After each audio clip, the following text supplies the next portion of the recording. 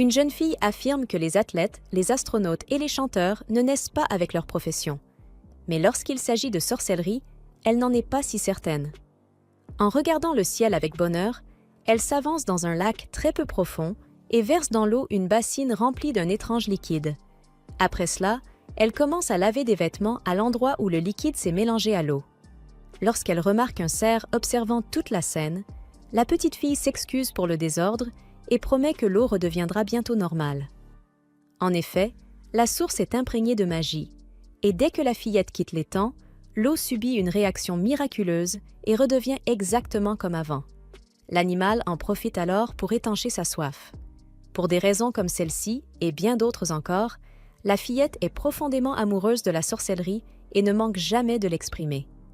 En quittant la source, elle réfléchit au fait que la magie circule dans tout le monde, comme un miracle pratique et indispensable. Quant à son fonctionnement, elle n'en a aucune idée. Seules les sorcières le savent. En tant qu'humaine, elle ne peut que recevoir la magie comme une bénédiction, sans pouvoir devenir elle-même une sorcière. Lorsqu'elle rentre chez elle, la jeune fille montre à quel point elle est obsédée par ce sujet. À chaque instant, elle se demande à quoi ressemblerait sa vie si elle pouvait lancer des sorts comme certaines personnes, se laissant emporter par cette idée.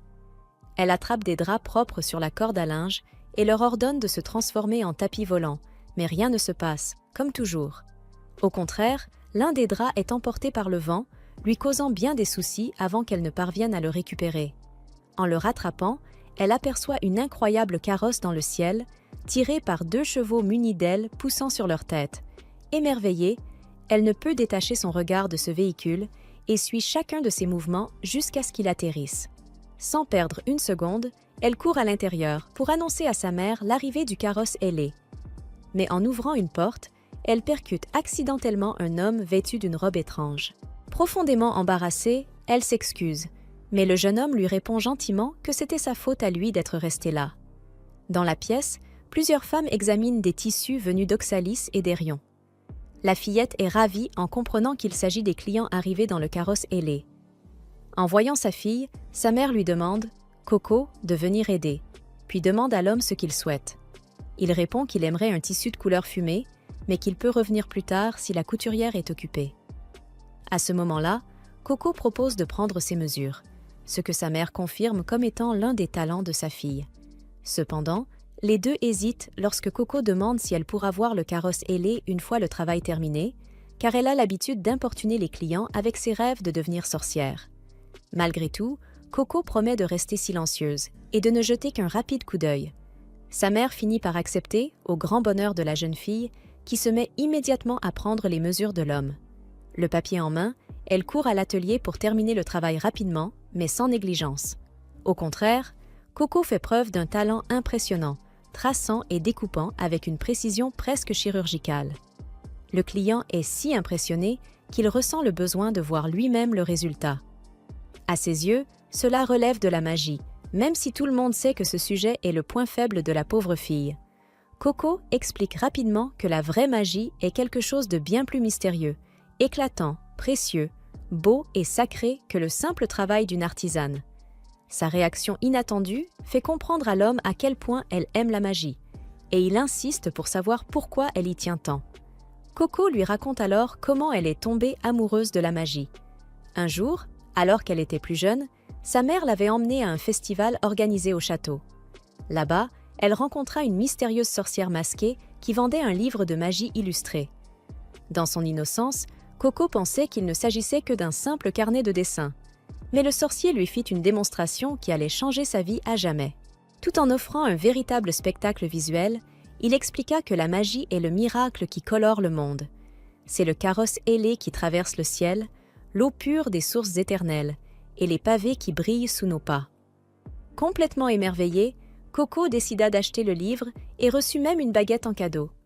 De retour auprès de sa mère, elle dut expliquer qu'elle était bien partie chercher le stand de fraises grillées, mais qu'elle avait suivi un papillon qui l'avait menée jusqu'à un sorcier. Et c'est ainsi qu'elle avait obtenu cet étrange livre.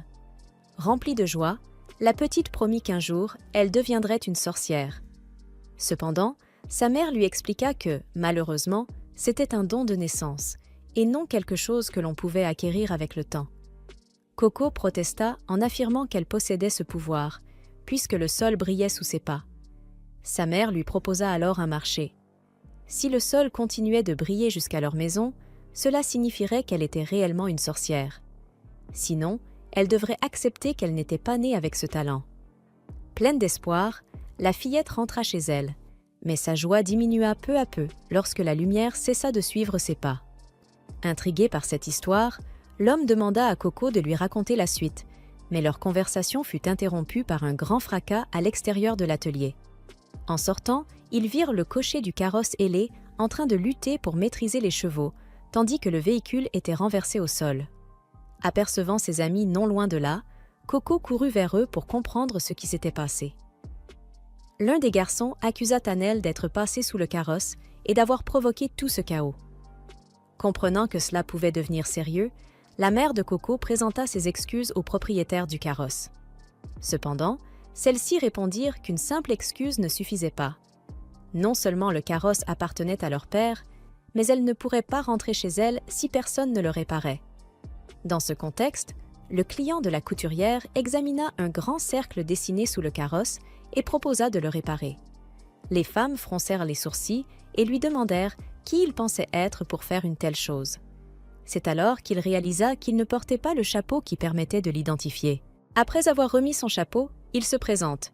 Kifray, le sorcier. Tous les habitants autour de lui restent perplexes en découvrant la présence d'un lanceur de sorts dans le village, tandis qu'il explique qu'il lui suffit de réappliquer la magie sous le carrosse, bien que cela soit difficile à faire en plein air. En entendant cela, Coco propose immédiatement l'atelier de sa mère pour qu'il puisse y travailler. Pour elle, c'est une occasion unique de voir comment les sorciers utilisent la magie, et peut-être d'apprendre elle-même. Cependant, à sa grande frustration, Kifray lui demande de rester à l'extérieur et de ne laisser personne voir ce qu'il fait à l'intérieur.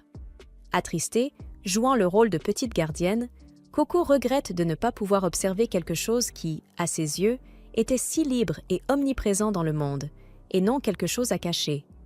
Malgré tout, sa curiosité d'enfant ne cesse de grandir, et elle lutte contre l'envie de regarder à l'intérieur. C'est alors qu'elle aperçoit ses deux amis s'approcher discrètement de l'atelier, avec l'intention de grimper sur le toit pour espionner Kifray. Sa première réaction est de respecter la demande du sorcier et d'essayer de les arrêter. Mais très vite, sa curiosité prend le dessus. En utilisant une petite fenêtre donnant sur l'intérieur, elle décide de jeter un coup d'œil elle aussi. Mais mystérieusement, un second mur bloque la vue, laissant les enfants frustrés. À cause de cela, Tanel et son ami abandonnent et s'en vont, mais Coco reste un peu plus longtemps, jusqu'à ce que le vent revienne et manque de la faire tomber du toit. Pour éviter de se blesser, elle décide d'entrer dans l'atelier par l'échelle du toit, se rapprochant ainsi au maximum de l'endroit où la magie opère. Même si elle avait déjà cédé à la tentation, elle essaie encore une ou deux fois de résister, mais finit par se pencher pour observer le travail de Kifray. Et là, elle découvre quelque chose d'inattendu. L'homme ne fait que tracer avec une sorte de stylo les motifs effacés sur une plaque magique. Cette vision bouleverse complètement la compréhension de Coco. Elle commence alors à réaliser que la magie n'est peut-être pas quelque chose que l'on invoque, mais quelque chose que l'on dessine. En même temps, elle comprend que la baguette qu'elle avait reçue plus tôt n'en est pas réellement une. Au milieu de tout cela, Kifray annonce qu'il a terminé. Coco se précipite vers la porte de l'atelier, juste à temps pour ne pas éveiller de soupçons sur sa petite désobéissance. Grâce au motif magique réparé, le carrosse peut repartir, et peu après, Kifray lui-même prend congé des artisanes avant de quitter les lieux. Après cette longue journée riche en événements, la mère de Coco avoue qu'elle avait peur que sa fille demande à la sorcière de partir avec lui. Depuis que le père de Coco est tombé malade et est décédé, son départ laisserait sa mère seule au monde. En entendant cela, Coco promet qu'elle n'abandonnera jamais sa mère et la serre fort dans ses bras pour lui montrer son affection. À la tombée de la nuit, elles partagent un repas simple, et la satisfaction de la fillette en dégustant une soupe modeste montre que, malgré leur pauvreté, elle est heureuse aux côtés de sa mère. Quand vient l'heure de dormir, sa mère entre dans sa chambre et semble vouloir dire quelque chose de très important, mais au dernier moment, elle choisit de se taire. Une fois seule, Coco repense à l'inquiétude de sa mère, qui craignait qu'elle parte un jour à cause de sa passion pour la sorcellerie. Même si elle a promis de ne pas le faire, cela ne signifie pas qu'elle abandonnera les découvertes qu'elle a faites ce jour-là. Elle prend la baguette qu'elle a reçue et découvre qu'il s'agit en réalité d'un stylo et que la petite sphère violette à son extrémité n'est qu'un réservoir en verre contenant l'encre utilisée pour dessiner. En l'essayant, Coco ressent un mélange d'excitation et d'appréhension. Même si la magie est ce qu'elle aime le plus au monde, elle n'a aucune idée de la manière dont elle fonctionne réellement. En copiant les symboles de son livre, elle trace les premières lignes sur une feuille de papier, puis prend une bougie allumée sur l'étagère et la pose sur la table pour mieux voir. Lorsqu'elle termine son premier dessin et que rien ne se produit, elle ressent une certaine frustration. Même si, au fond, elle s'y attendait déjà, car rien ne pouvait être aussi simple qu'elle l'espérait. Cependant, un vent souffla dans sa chambre, faisant vaciller la flamme de la bougie. La chaleur atteignant la pointe du stylo fit tomber une goutte d'encre sur le papier. En refermant le cercle qu'elle avait laissé légèrement ouvert, la réaction fut immédiate. Le dessin prit vie, émettant une lueur colorée qui s'éleva de la page avant de s'estomper comme par magie, laissant place à un petit spectacle visuel semblable à des feux d'artifice miniatures. En regardant cela, les yeux de Coco brillèrent intensément, comme si sa vie prenait enfin tout son sens. Insatisfaite, elle continua à tester de nouveaux dessins. Pendant ce temps, installée dans la forêt, Kifré ne pouvait s'empêcher de penser au livre illustré dont Coco avait parlé, et son inquiétude le poussa à réaliser quelque chose de grave. Un peu plus tard, Coco avait déjà créé plusieurs dessins différents et, grâce à ses expériences, découvrit que les motifs plus grands étaient plus puissants que les petits, bien que plus difficiles à tracer. De plus, les dessins soignés étaient plus précis que ceux réalisés à la hâte. Et s'il y avait bien une chose qu'elle maîtrisait, c'était le dessin. Elle voulait créer quelque chose d'aussi parfait que le travail de Kifré. Coco posa une feuille sur un symbole du livre, profitant de la transparence pour reproduire le dessin en le calquant. Grâce à cette astuce, elle pouvait désormais tracer des motifs beaucoup plus complexes, et lorsqu'elle termina l'un d'eux, elle brûlait d'impatience de voir le résultat. Mais avant que quoi que ce soit ne se produise, Kifré surgit brusquement et tira Coco en arrière de force. Au moment même où une puissante magie s'activait à travers le dessin, des cercles magiques apparurent sous les semelles de ses bottes, permettant au sorcier de rester suspendu dans les airs, tandis qu'il lui demandait avec insistance quel type de magie elle venait de dessiner. Bien sûr, elle n'en avait aucune idée. Au milieu du chaos, la mère de Coco sortit à la recherche de sa fille après avoir entendu un bruit assourdissant venant de la maison. Des cristaux mystérieux se mirent à apparaître, se multipliant et grandissant à une vitesse terrifiante. Depuis le ciel, Coco cria à sa mère de fuir. Mais la femme ne remarqua pas les cristaux à temps et fut entièrement engloutie par cette substance mystérieuse. Désespérée, la fillette tenta de se libérer du sorcier par tous les moyens, mais il refusa catégoriquement de la lâcher, sachant qu'il s'agissait de magie interdite. À un moment donné, Coco réussit à lui échapper et chuta dans le vide, obligeant Kifré à la rattraper au dernier instant.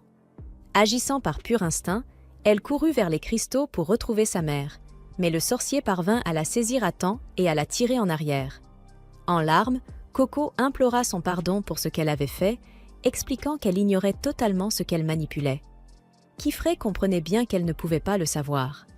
La vérité était que cette encre spéciale, combinée à des glyphes magiques prédéfinis, permettait à n'importe qui d'utiliser la magie. Mais maintenant que Coco avait découvert ce secret, il devait effacer sa mémoire. Terrifiée, elle tenta de se débattre et demanda qui sauverait sa mère si elle oubliait tout, surtout qu'elle pensait pouvoir réciter les sorts du livre par cœur. Cela fit soudain réfléchir Kifré au livre dangereux qui avait été laissé derrière.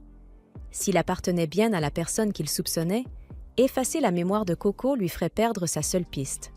Ne pensant qu'à sa mère, Coco demanda si elle pourrait la sauver en retrouvant le même livre et les mêmes glyphes.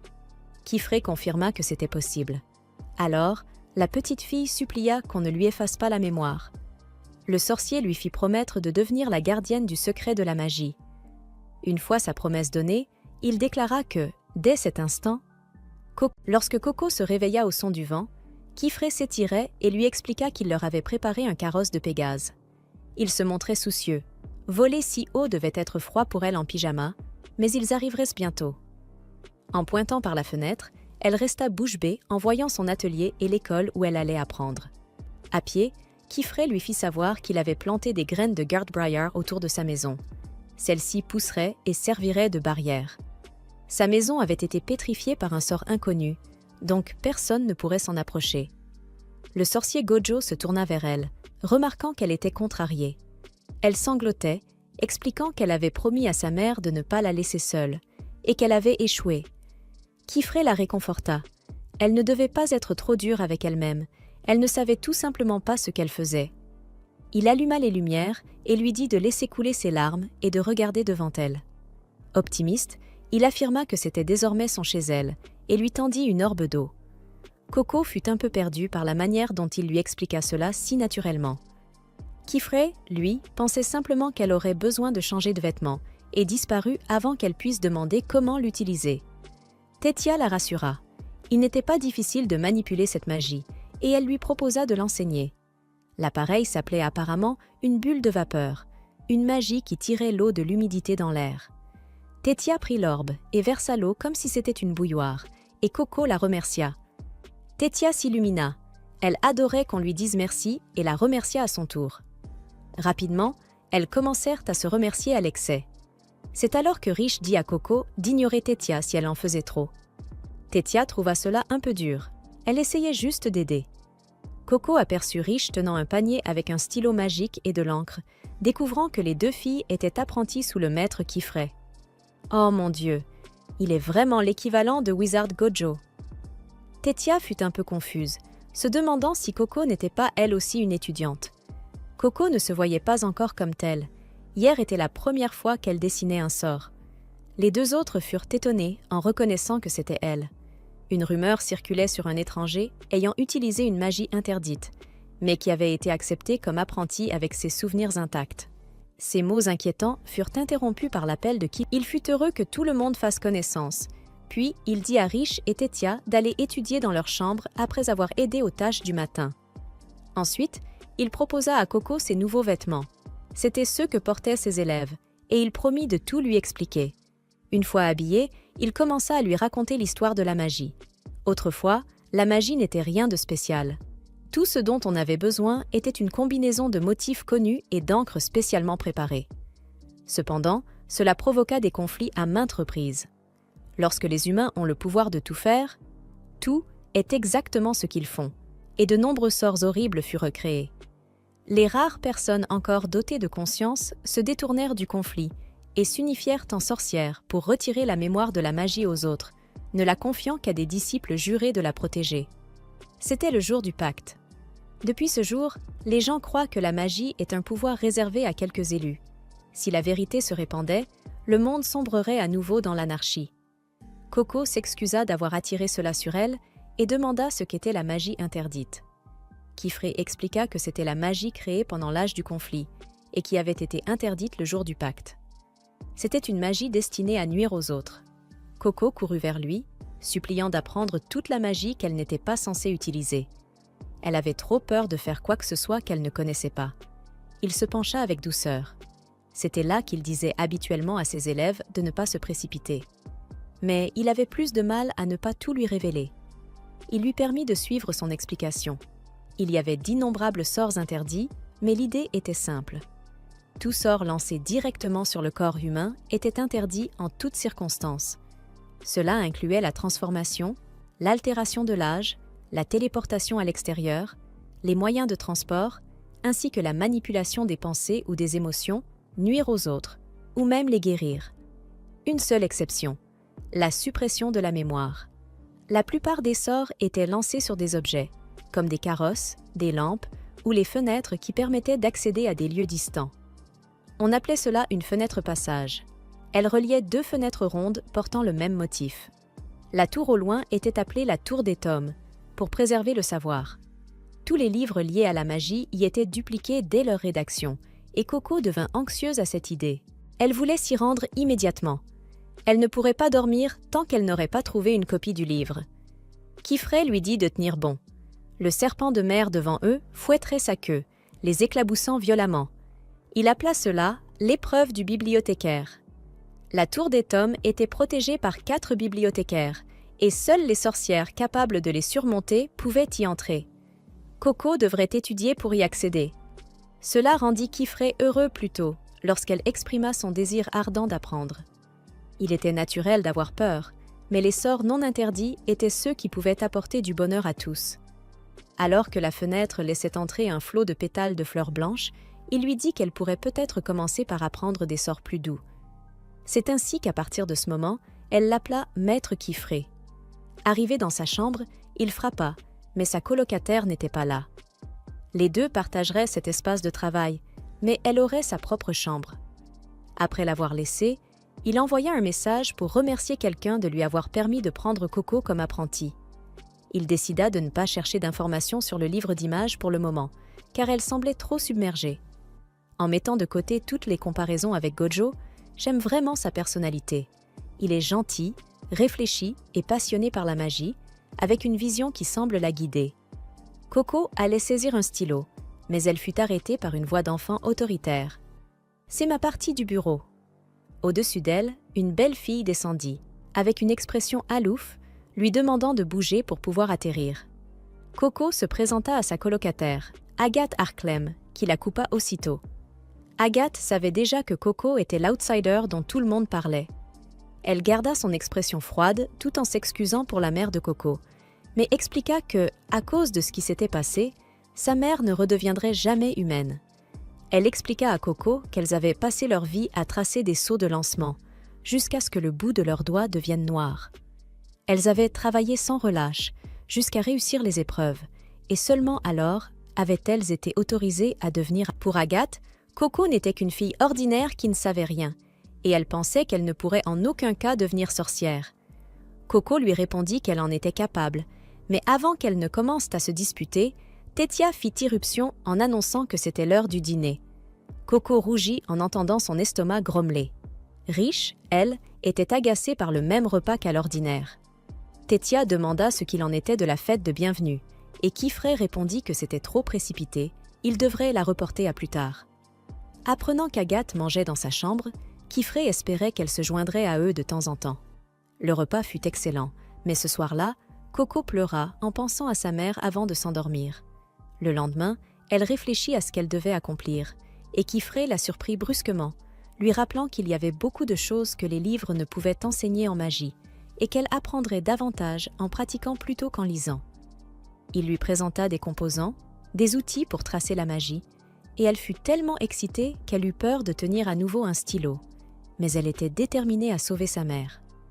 Peu importe la peur, la leçon commença, et apparemment, ce fut trop intense pour elle.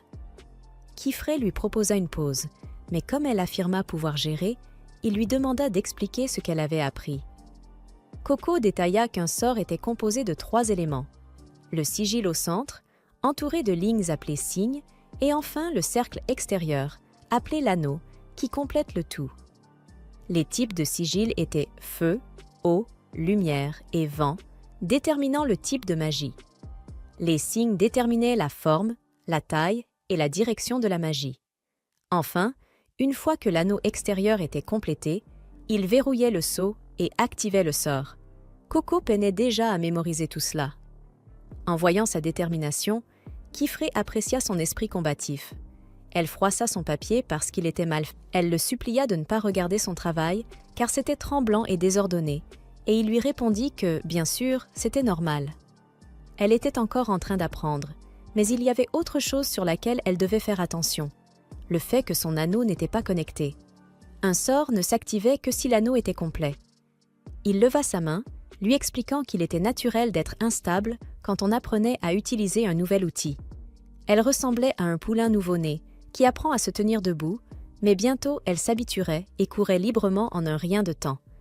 Il lui fit relier la ligne, et l'eau jaillit directement sur Agathe. Coco se sentit tellement mal, surtout parce qu'elle avait ruiné le cercle d'Agathe et tenta de l'essuyer en agitant son uniforme. Elle était vraiment maladroite. Agathe, elle, conserva son sang-froid et demanda à voir le sceau de magie que Coco avait dessiné. Elle pointa le problème. Un signe était plus long que les autres, ce qui amplifiait la pression dans une direction et provoquait l'explosion d'eau. Kifré complimenta l'acuité d'Agathe, se disant qu'il pouvait laisser Coco sous sa responsabilité. Pendant les 2 ou 3 prochains jours, il devait se rendre au grand hall et confia à Agathe de prendre soin d'elle. Coco s'excusa encore une fois, Mais Agathe lui dit d'arrêter. Elle avait déjà affirmé qu'elle n'était pas dérangée. Elle rappela à Coco qu'elle avait dit vouloir faire ses preuves. Ainsi, à partir de maintenant, plus de leçons confortables. Le vrai test commençait dès maintenant. Kifri passa par la fenêtre magique et se retrouva dans un lieu balayé par une tempête. Il sauta à travers une mystérieuse tour avant d'être soudainement ramené en arrière. Une femme lui lança « À quoi bon avoir un escalier si personne ne l'utilise jamais ?» Elira remarqua que cela faisait longtemps qu'il n'était pas venu au fond marin et le qualifia d'enfant à problème du grand hall. En apprenant qu'il avait une nouvelle apprentie, elle était certaine qu'il causait encore des ennuis. Lorsqu'elle évoqua que Coco pourrait être lié au chapeau à large bord, Kifri se figea. Personne n'avait utilisé la magie interdite depuis 4 ans. Mais ce n'était pas la raison de sa venue. Coco n'avait pas encore passé ses examens, elle n'était donc pas officiellement son apprentie. Or, l'épreuve de cette période de l'année était si dangereuse qu'elle pouvait lui coûter la vie. C'est pour cela qu'il ne voulait pas qu'elle la passe tout de suite. Devant la fenêtre magique, Coco demanda à Agathe si elle était certaine de devoir faire cela sans maître Kifri. Agathe lui répondit qu'elle devrait de toute façon passer seule l'épreuve du Dadaranj à un moment donné. Elle-même l'avait réussi à l'âge de 10 ans. Tous devaient la réussir pour devenir apprentis, et Coco ne faisait pas exception. La première épreuve était le consentement de la couronne. Les participants ne pouvaient emporter que 3 artefacts et leurs composants, et devaient atteindre seuls le sommet du Dadaranj afin de cueillir l'herbe diadème qui y pousse. Agathe lui donna une orbe de guidage pour indiquer le chemin, ainsi qu'une bulle de vapeur pour boire.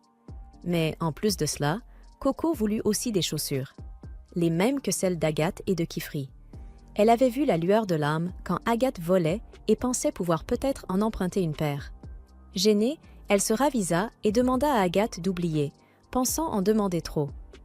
Agathe soupira, retira ses propres chaussures et les lui donna, avant de la pousser à travers le portail. C'est à ce moment-là qu'elle lui rappela quelque chose qu'elle avait oublié de mentionner. Elle ne pouvait passer cette épreuve qu'une seule fois. En cas d'échec, elle ne pourrait jamais devenir apprentie, et devrait quitter. Coco fut soudain envahie par la peur, mais elle savait qu'elle devait faire de son mieux. Elle leva l'orbe de guidage, et l'aiguille à l'intérieur commença à indiquer une direction en tapotant. Elle se mit en route pour trébucher immédiatement, le visage plongé dans une toile d'araignée, avançant maladroitement. Mais elle se dit que si Agathe avait réussi à 10 ans, elle le pouvait aussi. Elle s'arrêta net en découvrant une zone remplie d'îlots flottants. Son regard se porta sur l'orbe. Il pointait vers le haut. C'était donc là qu'elle devait aller. Elle n'avait pas imaginé que sa destination se trouverait dans le ciel. En voyant un oiseau voler, elle se souvint de ses chaussures. Mais même en criant « Vole !», rien ne se produisit. En les examinant de plus près, elle remarqua que le seau magique était divisé entre le pied droit et le pied gauche. En les alignant parfaitement, elles s'illuminèrent d'une lueur verte. Coco se retrouva alors en train de voler, avant de retomber brusquement dans un buisson. Elle pensa que Kifri avait raison. Elle était comme un nouveau-né maladroit, incapable de se débrouiller. Elle réessaya et se propulsa comme un ballon mal lancé. Il lui fallait simplement du temps pour s'y habituer. Pendant ce temps, au fond marin, Kifri remettait un document de demande. Elira lui dit qu'il n'aurait pas à voyager aussi loin pour chaque petite chose s'il acceptait de s'installer ici. Il pourrait même amener ses élèves. Mais il répondit que l'endroit où il vivait possédait tout ce dont il avait besoin et qu'il ne venait ici que lorsque c'était nécessaire. Elle comprit alors que sa rancune envers le grand hall était profonde et lui conseilla de surveiller ses élèves. Après tout, qui sait ce que des enfants peuvent faire sans adultes à leur âge? Exactement comme Coco à cet instant. Elle pensait s'améliorer, mais continuait à se cogner partout en essayant de monter. Elle s'accrocha de justesse à une branche et aperçut devant elle une petite créature poilue ressemblant à un ver. La petite chose se tortilla et frotta sa queue contre elle, ce qui les surprit tous les deux, les faisant tomber dans l'eau en contrebas. Cette petite créature s'appelait un brush buddy. Coco n'en avait encore jamais vu en vrai auparavant. En sortant de l'étang, la petite créature la suivit, tenant une orbe de guidage. Coco n'était pas du tout contente de voir ses chaussures couvertes de boue. En les nettoyant, elle poussa un cri en remarquant que le seau magique s'était effacé. Elle voulut le redessiner, mais l'encre magique s'était renversée dans son sac. Elle ne savait plus quoi faire. Pendant ce temps, à l'atelier, Tétia demanda à Agathe où était Coco. Comme c'était l'heure du dîner, Elle paniqua en apprenant que Coco était partie au Dada Range alors qu'elle venait à peine d'arriver. Agathe expliqua que la plupart n'arrivaient ici qu'après avoir passé l'épreuve, et que si Coco ne pouvait pas réussir un test aussi simple, elle ne méritait pas d'être apprentie. Agathe détestait les personnes incapables de faire ce qu'elle pouvait faire.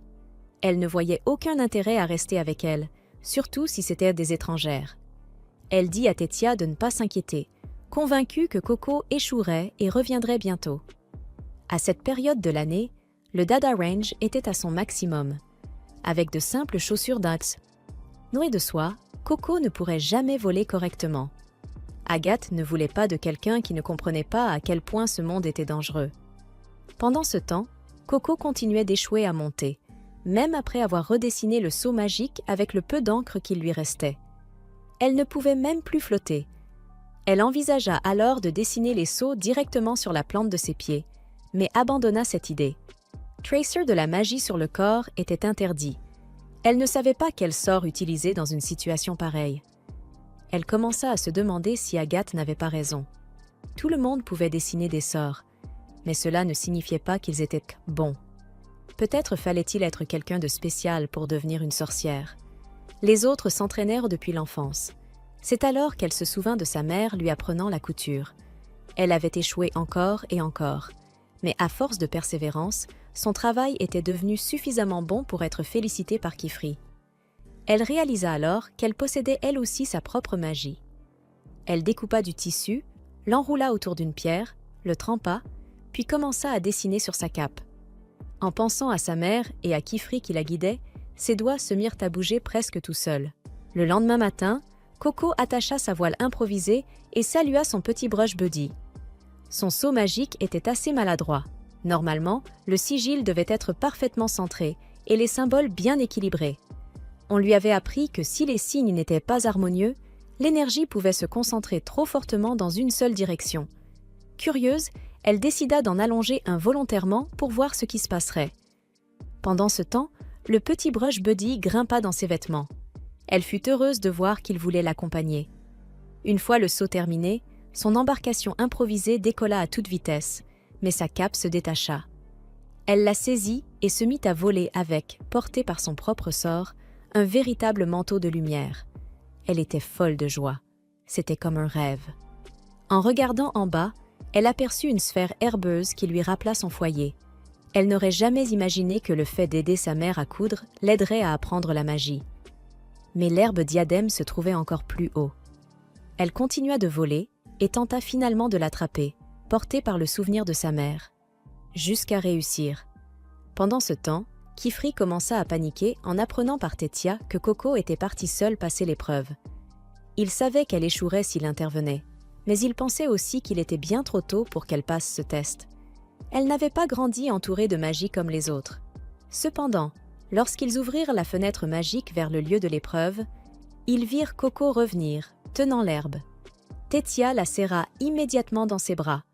Coco montra à Agathe la preuve de sa réussite au consentement de la couronne. Agathe la fixa simplement, puis s'éloigna sans un mot. Kifri dit alors à Coco qu'il était dangereux de lancer des sorts sans préparation ni connaissance fondamentale. Il était inquiet, elle aurait pu mourir là-bas. Il lui expliqua qu'elle n'avait pas besoin de risquer sa vie pour prouver quoi que ce soit. Elle était déjà son apprentie. Il lui remit alors ce qu'il était allé chercher, la preuve officielle qu'elle était une sorcière. L'uniforme qu'il lui donna représentait un fardeau posé sur leur tête, un rappel qu'ils ne devaient jamais abuser de la magie. Il lui demanda d'en prendre grand soin. Mais, de retour au Dada Range, un mage mystérieux murmura « La graine a germé ». Le lendemain, Maître Kifri enseigne à Coco la tétrade primaire, qui constitue la base de toute magie. Il lui explique les sauts de l'eau, de la terre, de la lévitation et du feu. Certains, comme l'eau, servent à nourrir la vie, tandis que d'autres, comme le feu, sont utilisés à la fois comme une arme et une protection. Après cette explication, il la laisse s'entraîner seule, pendant que Tétia s'assoit à ses côtés. En faisant des bruits étranges, Coco tente de lancer un sort de Piribal, mais elle ne parvient qu'à créer une petite flamme, qui échappe rapidement à son contrôle. Tétia réagit aussitôt et éteint le feu, arrosant Coco au passage pour stopper l'incident. Coco la remercie, et lorsque Tétia lui demande ce qu'elle essayait de faire, la jeune fille explique qu'elle s'entraînait en dessin pour améliorer sa magie de lévitation. Maître Kifri s'approche, la sèche avec une serviette et lui rappelle que le saut du feu est dangereux et qu'elle doit donc veiller à en contrôler la taille et l'équilibre. Tétia fait ensuite une démonstration en se faisant léviter elle-même, puis demande à Coco pourquoi elle s'entraîne encore, alors qu'elle aurait déjà dû maîtriser cette magie au champ d'entraînement. Coco répond qu'elle a accidentellement détruit les chaussures Slife qu'Agot lui avait prêtées. Elle s'exerce donc pour pouvoir les réparer avant de les rendre. Elle a réussi à tout réparer, sauf le dessin. À chaque tentative, ses lignes deviennent tremblantes et irrégulières. Son maître prend alors sa plume et lui suggère qu'elle n'est peut-être pas adaptée pour elle. Il lui explique que chaque personne travaille mieux avec des outils différents, selon leur poids et leur prise en main, puis lui propose de choisir une plume qui lui convient. La princesse Tétia s'enthousiasme à l'idée de visiter une boutique de fournitures magiques, et Coco, elle aussi, se remplit d'excitation. Peu après, tout le groupe s'envole vers leur destination, Coco et Agot étant portés par leur maître. Depuis les airs, Kifri montre à Coco la ville des Marshwoods, ainsi que l'île des sorcières construite autour d'elle. Ils finissent par arriver sur place.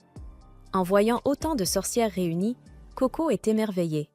Son maître lui explique alors que cette île a été construite à l'origine par les sorcières pour soutenir une... Avec le temps, de plus en plus de sorcières s'y rassemblèrent, transformant l'endroit en une véritable cité magique animée.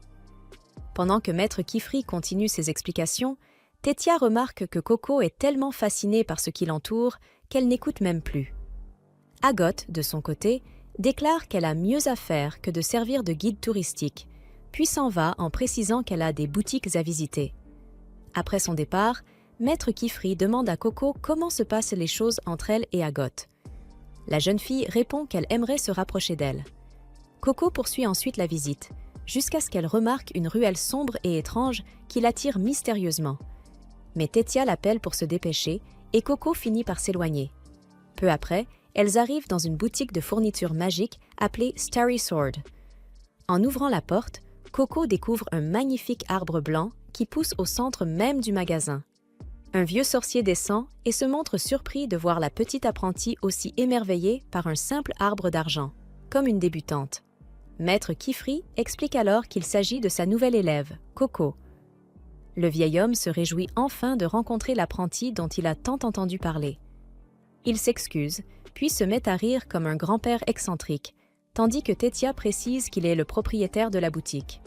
Il s'agit de Maître Nolnoa, du magasin Starry Sword. Avec fierté, Nolnoa explique que tout ce qui se trouve ici, des plumes à l'encre, a été fabriqué avec soin par lui et son petit-fils, Tarta. Il invite Coco à découvrir ses créations, et la jeune fille monte avec enthousiasme à l'étage supérieur, où elle aperçoit un garçon en train de sculpter minutieusement des plumes magiques. Pendant que les filles observent les lieux en silence, Maître Nolnoa coupe une branche noire, allume un feu et la plonge dans l'eau. Elles sont stupéfaites de voir l'eau claire devenir lentement noire. Nolnoa explique que lorsque des branches mortes noircissent, on peut les faire bouillir pour en extraire l'excédent, ne laissant derrière elles qu'une encre noire pure utilisée pour la magie. Maître Kifri ajoute que l'encre ordinaire est faite à partir de suies d'arbres normaux, tandis que l'encre d'invocation est littéralement le sang d'un arbre d'argent. C'est pourquoi elle est d'une importance capitale pour toutes les sorcières. Cela rappelle à Tétia une ancienne légende inquiétante, selon laquelle tout aurait commencé lorsqu'un arbre d'argent tomba amoureux d'une sorcière et lui offrit ses branches ainsi que son sang par amour, lesquelles devinrent son encre et sa baguette. En entendant le mot baguette, Coco s'enthousiasme immédiatement. Maître Nolnoa lui demande alors doucement si elle souhaite en acheter une. Elle accepte avec joie. Le vieil homme choisit un petit récipient en verre, y verse soigneusement de l'encre, puis le lui remet en lui disant qu'elle trouvera sans aucun doute la baguette qui lui correspond. Coco, ravie, descend ensuite les escaliers avec Tétia, lorsqu'elle aperçoit soudain une silhouette étrange qui l'observe discrètement à travers la fenêtre. Sans hésiter, elle sort précipitamment pour voir de qui il s'agit et se lance à sa poursuite. Tétia panique, ne sachant quoi faire, et les autres se mettent rapidement à courir derrière elle. En pleine course, Coco percute Agot, et Tétia ainsi que Risha l'entraînent aussitôt avec elle. La silhouette mystérieuse conduit Coco à travers plusieurs ruelles étroites, formant un véritable labyrinthe. Derrière elle, Les autres lui crient de s'arrêter et de revenir. Soudain, un épais brouillard étrange les enveloppe tous. Puis ils disparaissent, laissant Brush Buddy complètement seul. Agot attrape le bras de Coco pour l'arrêter et lui demande où elle compte aller ainsi. Coco explique qu'elle vient de voir la personne qui lui a donné le livre de magie interdite. Mais lorsqu'elle regarde à nouveau devant elle, il n'y a plus personne. Agot soupire et dit que c'était une perte de temps, tandis que Tétia tente de rester positive en affirmant qu'au moins, elles ne se sont pas séparées. À ce moment-là, Risha remarque que l'environnement autour d'elle semble totalement différent et que Brush Buddy n'est plus là, ce qui prouve que quelque chose ne va pas. Agot acquiesce, recule légèrement, puis examine le sol et les murs. Elle remarque qu'ils sont faits d'une pierre blanche inconnue, qui n'existe pas à Kaolin, l'endroit où elle se trouvait quelques instants plus tôt. En entendant cela, Tétia réalise qu'elles ne sont plus à Kaolin et commence à protester, affirmant qu'elles n'ont traversé aucun portail magique ni utilisé de téléportation. Elle s'envole aussitôt pour observer les environs d'en haut. Agot suggère qu'elles ont peut-être été téléportées sans même s'en rendre compte. Coco, nerveuse, rappelle que ce type de sort est interdit. Risha conclut alors que cela signifie clairement que de la magie interdite a été utilisée. Quand Tétia redescend, elle panique complètement, se met à courir dans tous les sens et déclare qu'elles doivent absolument quitter cet endroit immédiatement. Agot lui demande ce qu'elle a vu, mais Tétia répond que ce n'est pas une question de ce qu'elles ont vu, mais plutôt que quelque chose les a déjà vus. À cet instant précis, un dragon surgit devant elle, confirmant qu'une mystérieuse personne est derrière toute cette situation. Pendant ce temps, de retour à la boutique, Maître Kifri cherche ses apprentis. Il s'approche de Nolnoa et lui demande s'il les a vus. Nolnoa répond qu'il pensait simplement que les filles s'étaient ennuyées et étaient sorties se promener. Mais cette explication ne convainc pas Kifri, car la boutique est l'endroit le plus intéressant des environs. Pendant ce temps, les filles restent figées face au dragon. Mais Agot réagit rapidement et élabore un plan. Elle leur dit de maintenir un contact visuel avec la créature tout en reculant lentement. Elles doivent continuer ainsi jusqu'à ce qu'elle donne le signal, puis courir. Toutes suivent ses instructions, et au moment venu, elles s'élancent en courant, le dragon se lançant à leur poursuite. Alors qu'ils se rapprochent dangereusement, Agot lance rapidement un sort de feu tout en criant aux autres de continuer à courir. En chemin, Coco admire le sort et lui demande si c'était de la magie de feu. Agot explique qu'elle a combiné le feu et le vent.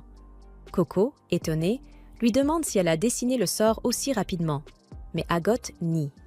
Elle lui montre alors sa paume et explique qu'elle prépare leur sort à l'avance en les dessinant là, en laissant le cercle ouvert, puis en le refermant au moment de l'utiliser.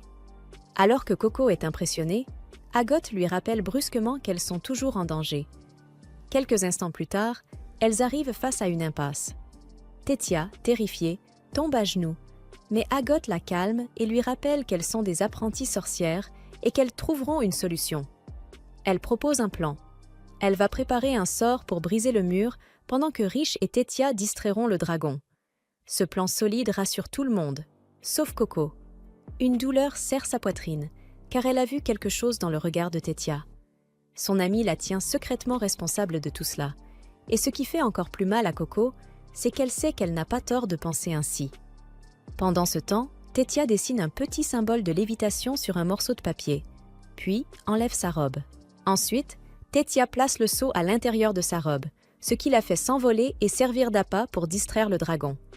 Son sort redonne espoir à tout le monde. Pendant que Coco observe sa magie avec émerveillement, elle remarque au loin un sceau magique dessiné sur une tour. Elle attrape aussitôt Agot pour lui en parler.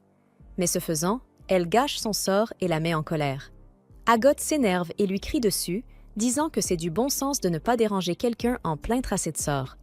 Quand Coco explique que c'était un accident, Agot réplique sèchement que tout ce qu'elle fait est toujours un accident. Depuis le moment où elle a gelé sa mère jusqu'à leur situation actuelle, tout est de sa faute. Alors elle devrait arrêter de tout gâcher. Tétia, hésitante, demande ce qu'elles doivent faire maintenant et Agot répond qu'elles n'ont plus le temps de recommencer. Mais Riche intervient et dit que ce n'est pas grave, car elle dessinait un sort depuis tout ce temps. Son sort est terminé et ouvre un trou parfait dans le mur. Agot la félicite pour son excellent travail et propose qu'elle laisse cette impasse derrière elle.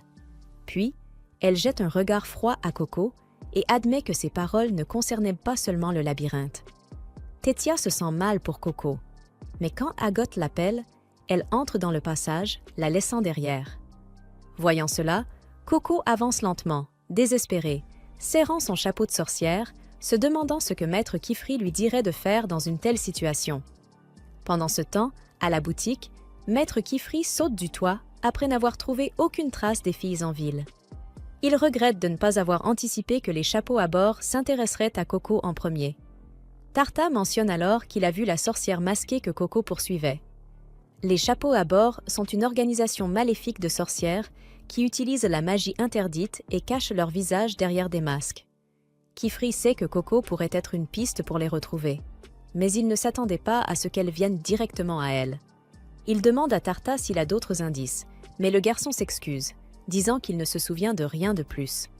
À cet instant, Brush Buddy tire sur la robe de Kifri et lui montre l'endroit où Coco et les autres ont disparu. Sans perdre une seconde, Kifri se précipite dans cette direction, priant pour qu'elles soient toutes en sécurité. Le dragon a désormais compris la diversion de Riche et recommence à poursuivre les filles, mais malheureusement, elles n'ont pas beaucoup progressé dans leur tentative de fuite puisqu'elles se retrouvent exactement au point de départ. Elles n'ont plus vraiment d'option, car le dragon pourrait les retrouver si elles continuaient de courir. Agathe suggère donc de trouver un endroit où se cacher et rester discrète pendant un moment. Elles finissent par se réfugier sous un pont et Tétia panique complètement à l'idée qu'elle pourrait réellement mourir ici. Coco essaie de lui remonter un peu le moral, mais il n'y a pas vraiment de côté positif quand on est traqué par un dragon. Alors, Coco fait la seule chose qui lui vient à l'esprit. Elle donne sa cape à Riche. Ce n'est peut-être pas grand-chose, mais Coco se sent toujours plus confiante quand elle la porte, car peu importe à quel point elle a peur, cela lui rappelle qu'au moins, elle a l'apparence d'une sorcière. C'est pour cela qu'elle veut la donner à Tétia. Si cela peut l'aider à se calmer, ne serait-ce qu'un peu, alors Coco n'aura pas été complètement inutile. En entendant Coco dire cela, Tétia se sent très mal. Elle active alors un de ses sorts, formant une sorte de boule dufteuse autour d'elle et de Coco. À l'intérieur, elle s'excuse auprès de Coco de lui avoir donné l'impression que tout était de sa faute. Coco lui répond qu'elle n'a rien à se reprocher, même si, en réalité, elle pense que c'est bien de sa faute. Riche, de son côté, déteste avoir laissé sa peur se retourner contre Coco, alors qu'elle est censée la protéger grâce à son expérience. Coco ne veut pas qu'elle culpabilise, alors elle lui dit qu'elle et les autres ont fait un excellent travail pour la protéger. Elle remarque aussi que cette boule dufteuse est extrêmement confortable et demande à Riche de quel sort il s'agit. Riche explique que c'est une de ses créations personnelles. Elle a eu cette idée lorsqu'elle était plus jeune, car elle rêvait de dormir sur des nuages et elle voulait rendre ce rêve réel. Bien sûr, le sort n'est pas encore parfait et nécessite quelques ajustements, mais elle espère pouvoir un jour le faire approuver comme sort à usage général. Ce n'est peut-être pas l'un des sorts les plus utiles, mais c'est son rêve. Et le rêve de Coco, lui, est de devenir une sorcière et de sauver sa mère. Tétia lui dit qu'aucune d'elles ne doit abandonner avant d'avoir réussi. À ce moment-là, Agathe passe la tête à l'intérieur. Elle a entendu toute la conversation et elle dit à Tétia qu'il n'y a rien de mal à poursuivre ses rêves. Cependant, si elle veut vraiment recréer la sensation de dormir sur un nuage, elle devra utiliser quelque chose de plus solide, comme du coton, au lieu de véritables nuages. Mais Tétia répond que cela gâcherait complètement le principe, car cela deviendrait simplement un matelas ordinaire. Quoi qu'il en soit, Agathe leur rappelle qu'elles ont un problème bien plus urgent. Il semble qu'un sort de boucle ait été lancé sur cet endroit, les empêchant de sortir, peu importe la distance parcourue. Si elles veulent s'échapper, elles devront d'abord trouver et détruire le sceau magique à l'origine de ce sort. Malheureusement, Agathe n'a aucune idée de l'endroit où commencer à chercher. C'est alors que Coco prend la parole et dit qu'elle a aperçu un sceau magique sur le toit un peu plus tôt. Après vérification, toutes sont convaincues qu'il s'agit bien du sceau qui les retient prisonnières ici. Mais avec le dragon qui le garde, elles vont devoir trouver un moyen de s'en débarrasser d'abord. Elle demande alors à Coco si elle a une idée du type de sort à utiliser à la place, mais Coco pense qu'affronter le dragon directement serait trop risqué. Elle propose donc un autre plan. Elle dessine un schéma sur le mur pour expliquer son idée. Utiliser le sort de Riche pour distraire le dragon, afin de pouvoir atteindre le sceau magique en hauteur. Après tout, dans un endroit aussi froid, une créature reptilienne comme un dragon sera naturellement attirée par la chaleur. Agathe n'aime pas le fait que le plan consiste essentiellement à essayer d'endormir le dragon, mais aussi absurde que cela puisse paraître, c'est techniquement possible. Et Tétia ainsi que Riche sont déjà prêtes à tenter le coup. La raison pour laquelle Coco a imaginé ce plan vient de ce que Koufri lui a dit. La magie est faite pour rendre tout le monde heureux. Si leur idée fonctionne, personne n'aura à être blessé, et cette philosophie touche profondément Agathe. Elle n'a d'ailleurs aucune autre idée en tête, alors Tétia et Riche lui demandent son aide, car elles auront bien plus de chances de réussir en travaillant ensemble. Ainsi, Agathe accepte à contre-cœur de suivre le plan de Coco, ce qui rend cette dernière très heureuse.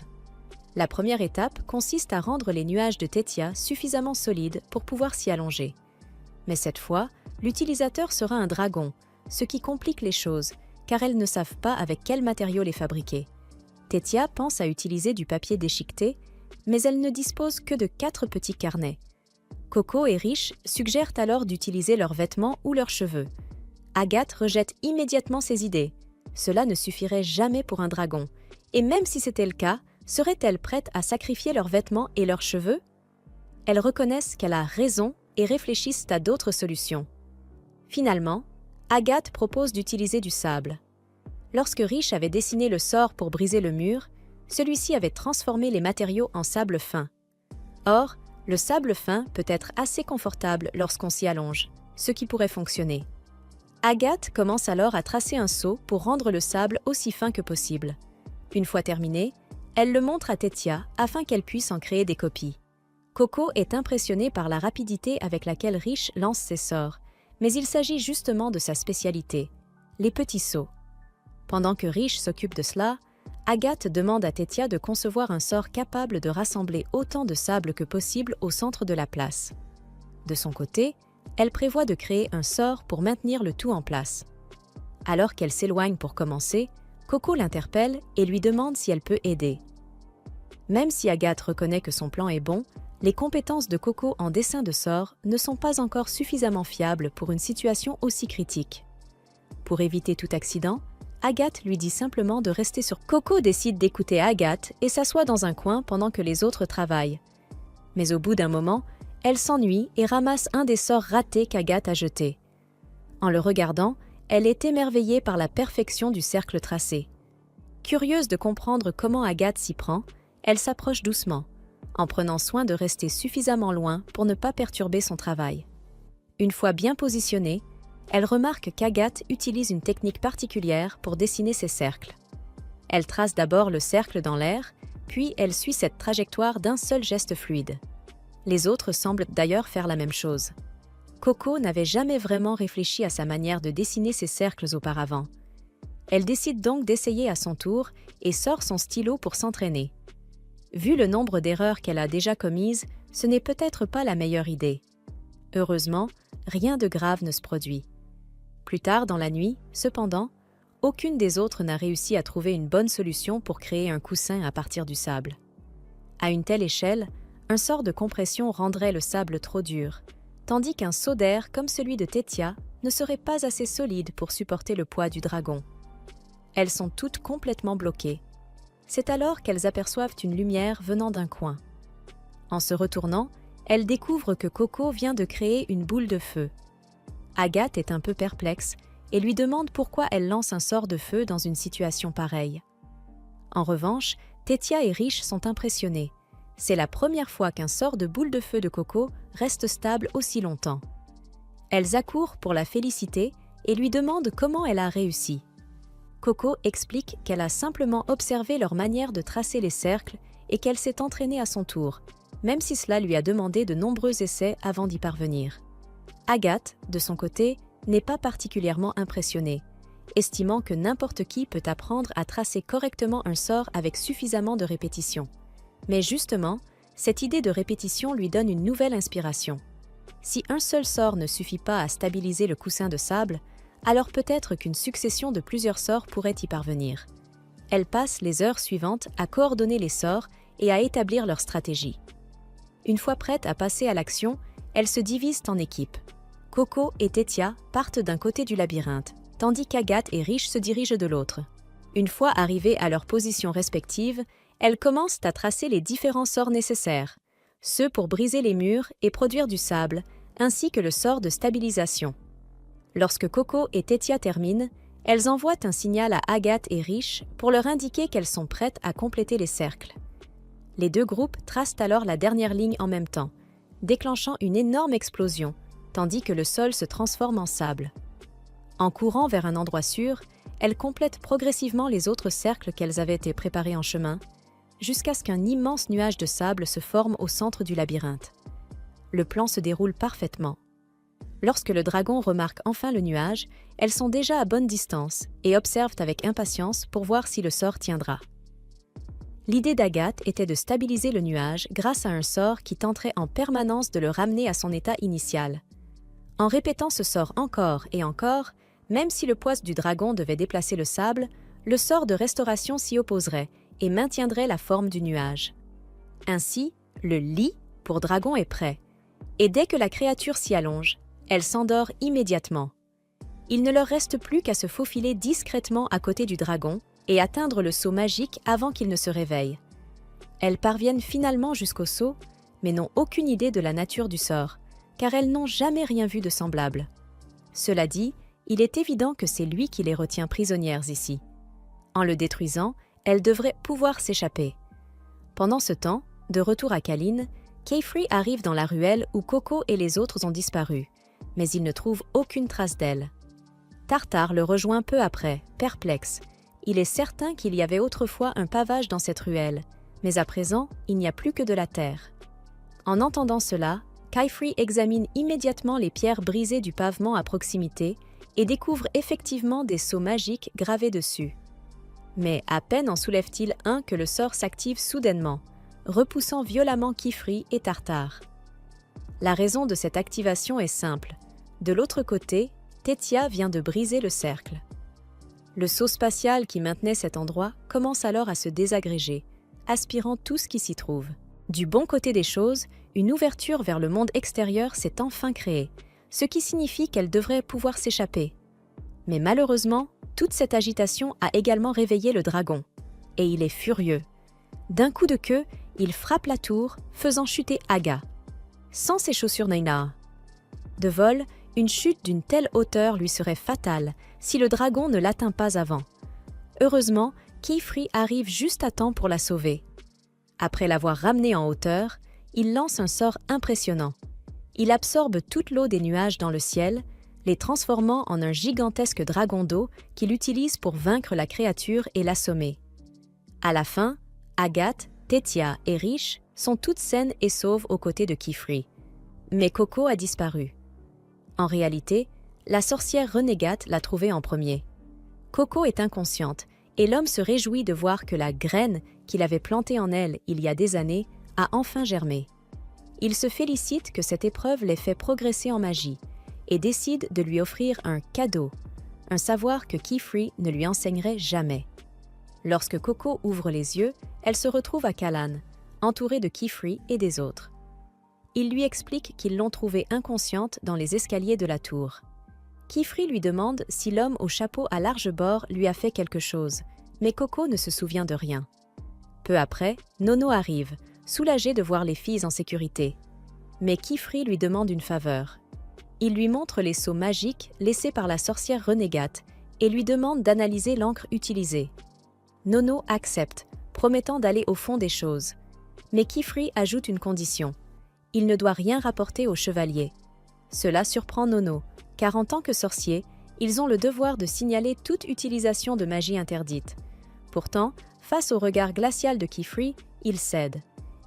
Le dragon a désormais compris la diversion de Riche et recommence à poursuivre les filles. Mais malheureusement, elles n'ont pas beaucoup progressé dans leur tentative de fuite puisqu'elles se retrouvent exactement au point de départ. Elles n'ont plus vraiment d'option, car le dragon pourrait les retrouver si elles continuaient de courir.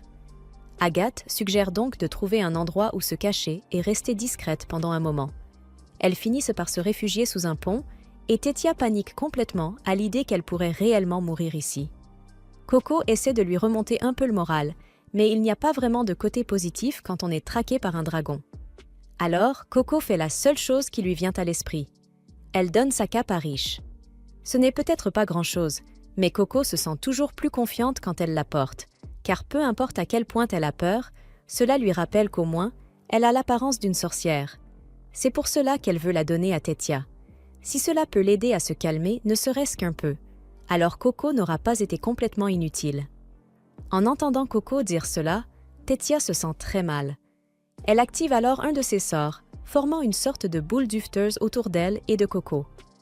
À l'intérieur, elle s'excuse auprès de Coco de lui avoir donné l'impression que tout était de sa faute. Coco lui répond qu'elle n'a rien à se reprocher, même si, en réalité, elle pense que c'est bien de sa faute. Riche, de son côté, déteste avoir laissé sa peur se retourner contre Coco, alors qu'elle est censée la protéger grâce à son expérience. Coco ne veut pas qu'elle culpabilise, alors elle lui dit qu'elle et les autres ont fait un excellent travail pour la protéger. Elle remarque aussi que cette boule dufteuse est extrêmement confortable et demande à Riche de quel sort il s'agit. Riche explique que c'est une de ses créations personnelles. Elle a eu cette idée lorsqu'elle était plus jeune, car elle rêvait de dormir sur des nuages et elle voulait rendre ce rêve réel. Bien sûr, le sort n'est pas encore parfait et nécessite quelques ajustements, mais elle espère pouvoir un jour le faire approuver comme sort à usage général. Ce n'est peut-être pas l'un des sorts les plus utiles, mais c'est son rêve. Et le rêve de Coco, lui, est de devenir une sorcière et de sauver sa mère. Tétia lui dit qu'aucune d'elles ne doit abandonner avant d'avoir réussi. À ce moment-là, Agathe passe la tête à l'intérieur. Elle a entendu toute la conversation et elle dit à Tétia qu'il n'y a rien de mal à poursuivre ses rêves. Cependant, si elle veut vraiment recréer la sensation de dormir sur un nuage, elle devra utiliser quelque chose de plus solide, comme du coton, au lieu de véritables nuages. Mais Tétia répond que cela gâcherait complètement le principe, car cela deviendrait simplement un matelas ordinaire. Quoi qu'il en soit, Agathe leur rappelle qu'elles ont un problème bien plus urgent. Il semble qu'un sort de boucle ait été lancé sur cet endroit, les empêchant de sortir, peu importe la distance parcourue. Si elles veulent s'échapper, elles devront d'abord trouver et détruire le sceau magique à l'origine de ce sort. Malheureusement, Agathe n'a aucune idée de l'endroit où commencer à chercher. C'est alors que Coco prend la parole et dit qu'elle a aperçu un sceau magique sur le toit un peu plus tôt. Après vérification, toutes sont convaincues qu'il s'agit bien du sceau qui les retient prisonnières ici. Mais avec le dragon qui le garde, elles vont devoir trouver un moyen de s'en débarrasser d'abord. Elle demande alors à Coco si elle a une idée du type de sort à utiliser à la place, mais Coco pense qu'affronter le dragon directement serait trop risqué. Elle propose donc un autre plan. Elle dessine un schéma sur le mur pour expliquer son idée. Utiliser le sort de Riche pour distraire le dragon, afin de pouvoir atteindre le sceau magique en hauteur. Après tout, dans un endroit aussi froid, une créature reptilienne comme un dragon sera naturellement attirée par la chaleur. Agathe n'aime pas le fait que le plan consiste essentiellement à essayer d'endormir le dragon, mais aussi absurde que cela puisse paraître, c'est techniquement possible. Et Tétia ainsi que Riche sont déjà prêtes à tenter le coup. La raison pour laquelle Coco a imaginé ce plan vient de ce que Koufri lui a dit.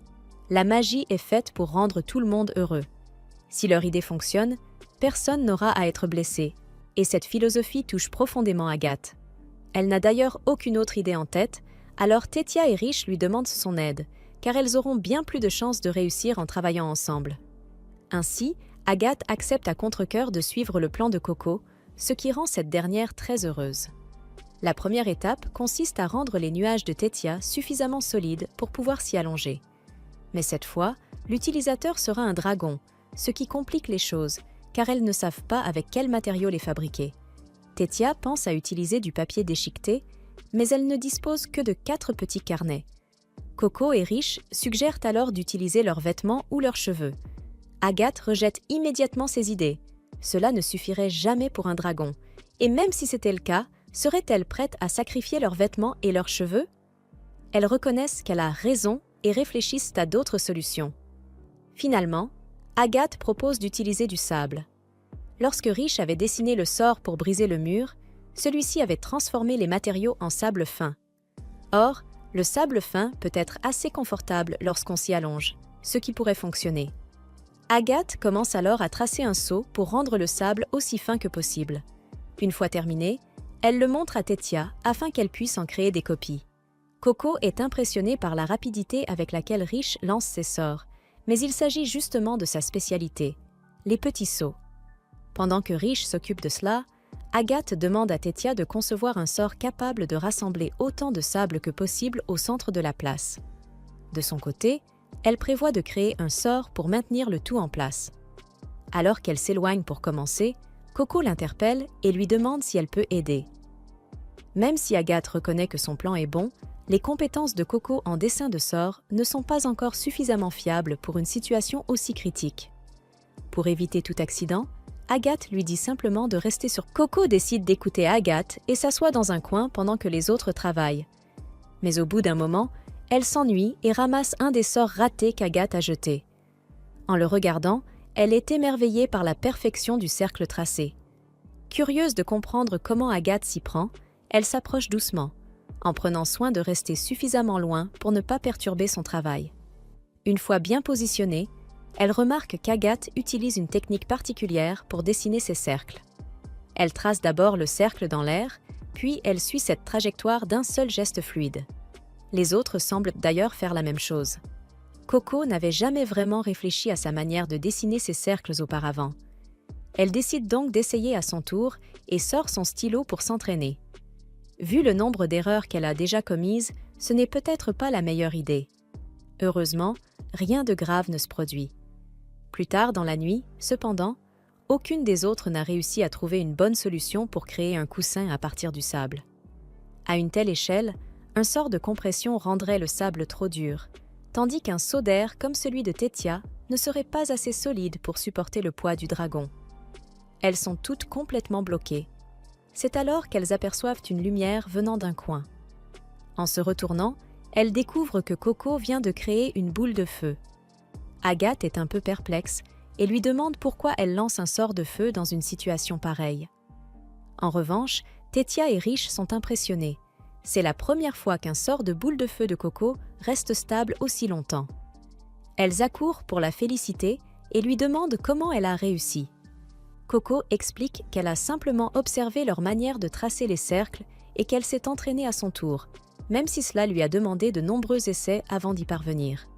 Agathe, de son côté, n'est pas particulièrement impressionnée, estimant que n'importe qui peut apprendre à tracer correctement un sort avec suffisamment de répétition. Mais justement, cette idée de répétition lui donne une nouvelle inspiration. Si un seul sort ne suffit pas à stabiliser le coussin de sable, alors peut-être qu'une succession de plusieurs sorts pourrait y parvenir. Elle passe les heures suivantes à coordonner les sorts et à établir leur stratégie. Une fois prête à passer à l'action, elles se divisent en équipes. Coco et Tétia partent d'un côté du labyrinthe, tandis qu'Agathe et Riche se dirigent de l'autre. Une fois arrivées à leurs positions respectives, elles commencent à tracer les différents sorts nécessaires, ceux pour briser les murs et produire du sable, ainsi que le sort de stabilisation. Lorsque Coco et Tétia terminent, elles envoient un signal à Agathe et Riche pour leur indiquer qu'elles sont prêtes à compléter les cercles. Les deux groupes tracent alors la dernière ligne en même temps, déclenchant une énorme explosion, tandis que le sol se transforme en sable. En courant vers un endroit sûr, elles complètent progressivement les autres cercles qu'elles avaient été préparés en chemin, jusqu'à ce qu'un immense nuage de sable se forme au centre du labyrinthe. Le plan se déroule parfaitement. Lorsque le dragon remarque enfin le nuage, elles sont déjà à bonne distance et observent avec impatience pour voir si le sort tiendra. L'idée d'Agathe était de stabiliser le nuage grâce à un sort qui tenterait en permanence de le ramener à son état initial. En répétant ce sort encore et encore, même si le poids du dragon devait déplacer le sable, le sort de restauration s'y opposerait et maintiendrait la forme du nuage. Ainsi, le lit pour dragon est prêt, et dès que la créature s'y allonge, elle s'endort immédiatement. Il ne leur reste plus qu'à se faufiler discrètement à côté du dragon et atteindre le seau magique avant qu'il ne se réveille. Elles parviennent finalement jusqu'au seau, mais n'ont aucune idée de la nature du sort, car elles n'ont jamais rien vu de semblable. Cela dit, il est évident que c'est lui qui les retient prisonnières ici. En le détruisant, elles devraient pouvoir s'échapper. Pendant ce temps, de retour à Caline, Kayfree arrive dans la ruelle où Coco et les autres ont disparu, mais il ne trouve aucune trace d'elle. Tartare le rejoint peu après, perplexe. Il est certain qu'il y avait autrefois un pavage dans cette ruelle, mais à présent, il n'y a plus que de la terre. En entendant cela, Kayfree examine immédiatement les pierres brisées du pavement à proximité et découvre effectivement des sceaux magiques gravés dessus. Mais à peine en soulève-t-il un que le sort s'active soudainement, repoussant violemment Kifri et Tartare. La raison de cette activation est simple. De l'autre côté, Tétia vient de briser le cercle. Le sceau spatial qui maintenait cet endroit commence alors à se désagréger, aspirant tout ce qui s'y trouve. Du bon côté des choses, une ouverture vers le monde extérieur s'est enfin créée, ce qui signifie qu'elle devrait pouvoir s'échapper. Mais malheureusement, toute cette agitation a également réveillé le dragon, et il est furieux. D'un coup de queue, il frappe la tour, faisant chuter Aga. Sans ses chaussures Neinaa. De vol, une chute d'une telle hauteur lui serait fatale si le dragon ne l'atteint pas avant. Heureusement, Kifri arrive juste à temps pour la sauver. Après l'avoir ramenée en hauteur, il lance un sort impressionnant. Il absorbe toute l'eau des nuages dans le ciel, les transformant en un gigantesque dragon d'eau qu'il utilise pour vaincre la créature et l'assommer. À la fin, Agathe, Tétia et Riche sont toutes saines et sauves aux côtés de Kifri. Mais Coco a disparu. En réalité, la sorcière renégate l'a trouvée en premier. Coco est inconsciente et l'homme se réjouit de voir que la graine qu'il avait plantée en elle il y a des années a enfin germé. Il se félicite que cette épreuve l'ait fait progresser en magie et décide de lui offrir un cadeau, un savoir que Kifri ne lui enseignerait jamais. Lorsque Coco ouvre les yeux, elle se retrouve à Kalan, entourée de Kifri et des autres. Il lui explique qu'ils l'ont trouvée inconsciente dans les escaliers de la tour. Kifri lui demande si l'homme au chapeau à large bord lui a fait quelque chose, mais Coco ne se souvient de rien. Peu après, Nono arrive, soulagé de voir les filles en sécurité. Mais Kifri lui demande une faveur. Il lui montre les sceaux magiques laissés par la sorcière renégate et lui demande d'analyser l'encre utilisée. Nono accepte, promettant d'aller au fond des choses. Mais Kifri ajoute une condition. Il ne doit rien rapporter au chevalier. Cela surprend Nono, car en tant que sorcier, ils ont le devoir de signaler toute utilisation de magie interdite. Pourtant, face au regard glacial de Kifri, il cède. Quelque temps après le dernier incident, les filles sont retournées à leur routine habituelle, s'exerçant à la magie dans l'atelier. Comme tous les jours, Agathe commence à être agacée par les bruits que fait Coco en essayant de tracer correctement ses sigils. Ces sons perturbent sans cesse sa concentration. Mais au lieu de lui crier de se taire, Agathe choisit de prendre sur elle. Elle décide simplement de sortir de l'atelier pour travailler tranquillement dehors.